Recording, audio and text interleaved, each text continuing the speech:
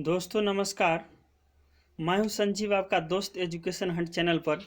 जैसे कि आप सभी जानते हैं कि अभी सीटेट का महासंग्राम चल रहा है और इसमें आप भी अपना किस्मत को आजमाना चाहते हैं तो बने रहिएगा मेरे साथ। जैसे कि आप सभी जानते हैं कि पूरे जोश खरोश और उत्साह के साथ अपना थर्ड और लास्ट सेक्शन जो पेडागोजी था, जो आप देख सकते हैं स्क्रीन पर, अधिगम और शिक्षा शास्त्र, इसको हम लोगों ने अच्छी तरह से कंप्लीट किया है। और उसी तरह से उसी जोश खरोश और उत्साह के साथ आप सेक्शन 1 को भी देखना चाहते हैं, जो आपके स्क्रीन पर सामने है, बाल विकास, चाइल्ड डेवलपमेंट।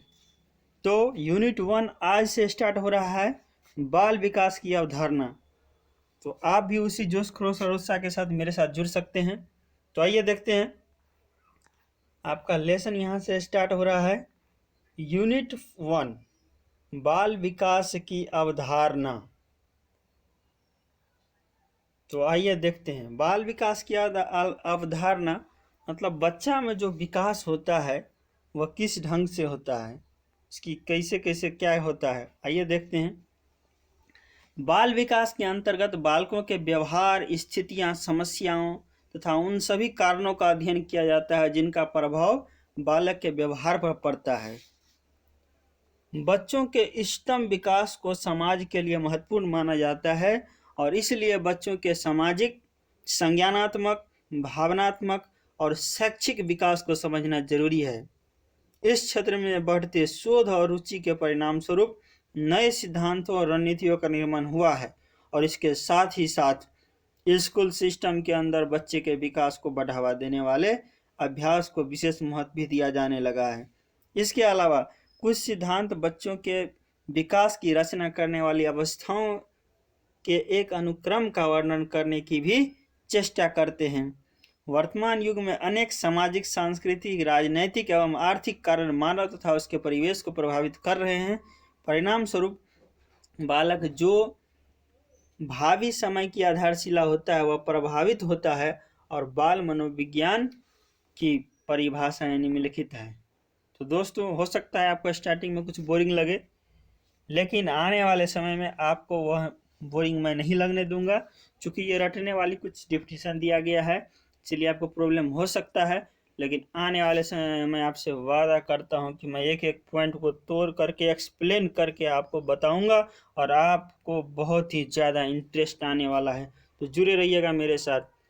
सबसे पहले बाल विकास की अवधारणा की हम बात करते हैं। बाल विकास की अवधारणा मतलब बच्चे का जो विकास होता है, जो डेवलपमेंट होता है, वह किस किस क्षेत्र में होता है, कैसे कैसे होता है, उसके बारे में हम लोग जानेंगे। पहले हम लोग देखते हैं कुछ डिफिनेशन, परिभाषा के बारे में, कुछ जो साइंटिस्ट, साइकोलॉजिस्ट है, मनोवैज्ञानिक है, उसके अनुसार देख लेते हैं, फिर हम लोग बात करेंगे। पॉइंट नंबर 1, करो और करो के अनुसार बाल मनोविज्ञान वह वैज्ञानिक अध्ययन है जो व्यक्ति के विकास का अध्ययन गर्भकाल के प्रारंभ से किशोरावस्था की प्रारंभिक अवस्था तक करता है। तो आपने देखा करो एंड करो का अनुसार बाल मनोविज्ञान का वह वैज्ञानिक अध्ययन है जो व्यक्ति का विकास अध्ययन गर्भकाल से, मतलब जब बच्चा गर्भ में होता है, गर्भावस्था में होता है, उसी समय से उसका विकास प्रारंभ हो जाता है और उसका विकास किशोरावस्था तक होता है। यदि आपको अवस्था के बारे में नहीं पता है, बच्चा का कितने अवस्था होते हैं, तो इसी लेसन में हम लोग जानेंगे आगे।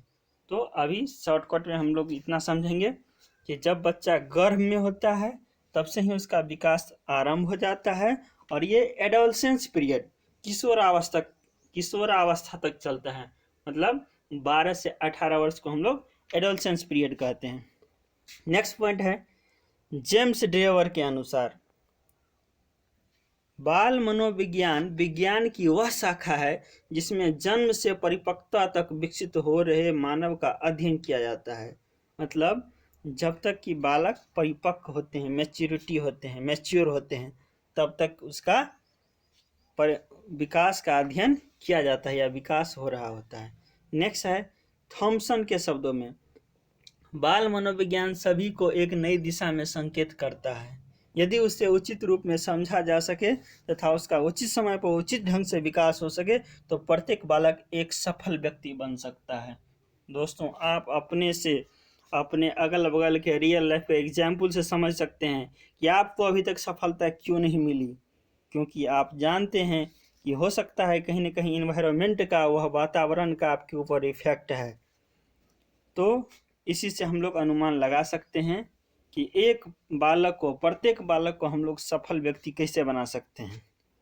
नेक्स्ट है पॉइंट नंबर 4, हरलॉक के अनुसार आज बाल विकास में मुख्यतः बालक के रूप, व्यवहार, रुचियों और लक्ष्यों में होने वाले उन विशिष्ट परिवर्तनों की खोज पर बल दिया जाता है जो उसके एक विकासात्मक अवस्था से दूसरी विकासात्मक अवस्था में पदार्पण करते समय होते हैं। बाल विकास में यह खोज करने का भी प्रयास किया जाता है यह परिवर्तन कब होते हैं, इसके क्या कारण और यह व्यक्ति या सार्वभौमिक है। तो हरलॉक के अनुसार यह डिफिनीशन है आपका कि बच्चे में क्या क्या विकास होता है, किस ढंग से होता है, किस समय कैसा परिवर्तन होता है। आगे हम लोग हर एक स्टेज के बारे में एक एक पॉइंट पर डिस्कस करेंगे। तो अभी ये कुछ डिफिनीशन था, उसको हम लोगों ने देखा। अब आपका स्टार्ट होता है बाल विकास की आवश्यकता। बाल विकास की आवश्यकता क्यों पड़ी, बच्चे में बाल विकास कैसे होता है, किस ढंग से होता है, कहाँ से स्टार्ट होती है, कहाँ जाकर ख़त्म होती है, किस किस क्षेत्र में हो सकता है। तो आइए देखते हैं। बाल विकास अनुसंधान का एक क्षेत्र माना जाता है। This is the research area, मतलब ये एक अनुसंधान का क्षेत्र माना जाता है। बालक के जीवन को सुखी और समृद्धशाली बनाने में बाल मनोविज्ञान का योगदान प्रशंसनीय है। मनोविज्ञान की इस शाखा का केवल बालकों से प्रत्यक्ष या अप्रत्यक्ष रूप से संबंध है, जो बालकों की समस्याओं पर विचार करते हैं और बाल मनोविज्ञान की उपयोगिता को स्वीकारते हैं।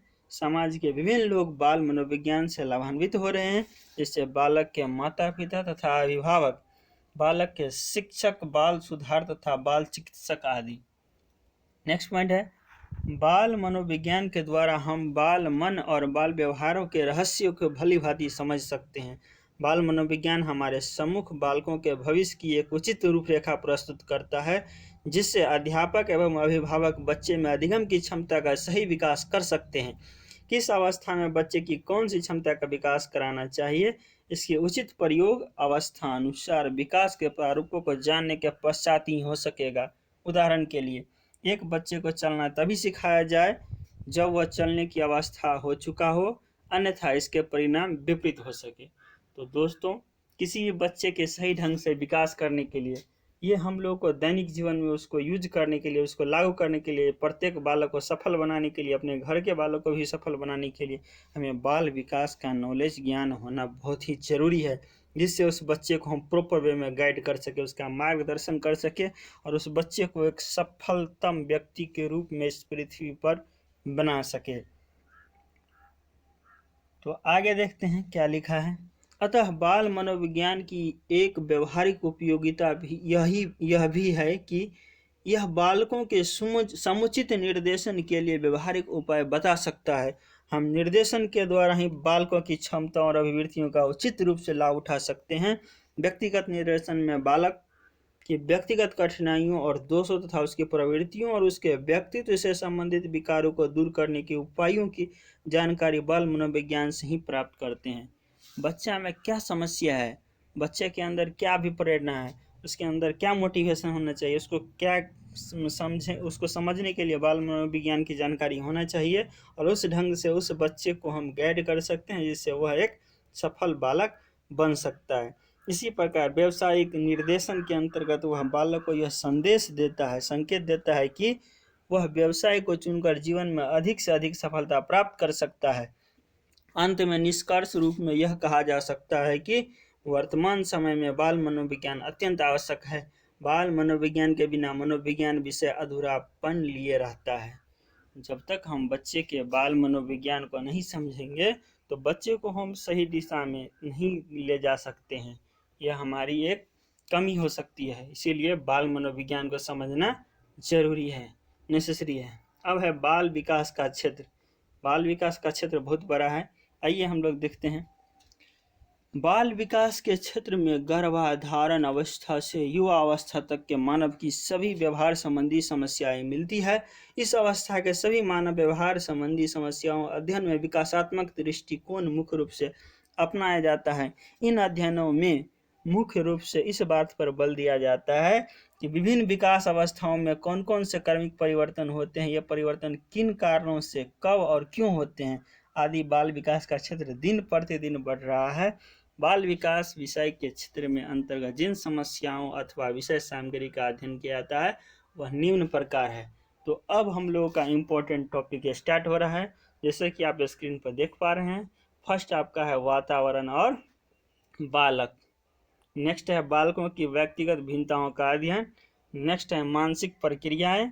नेक्स्ट है बालक बालिकाओं का मापन। नेक्स्ट है बाल व्यवहार और अंतःक्रियाएं।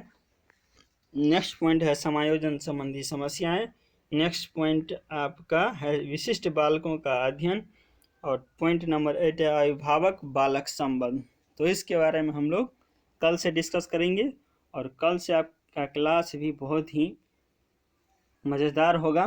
तो जुड़िएगा मेरे साथ, अपने साथ ही। और ये आपका अपना चैनल है, तो इसको आप लोग बहुत ज़्यादा प्यार दे रहे हैं, दिल से प्यार दे रहे हैं, ये अच्छी बात है।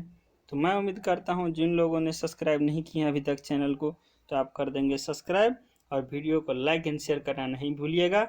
बहुत बहुत धन्यवाद। Thank you so much. Fantastic, super.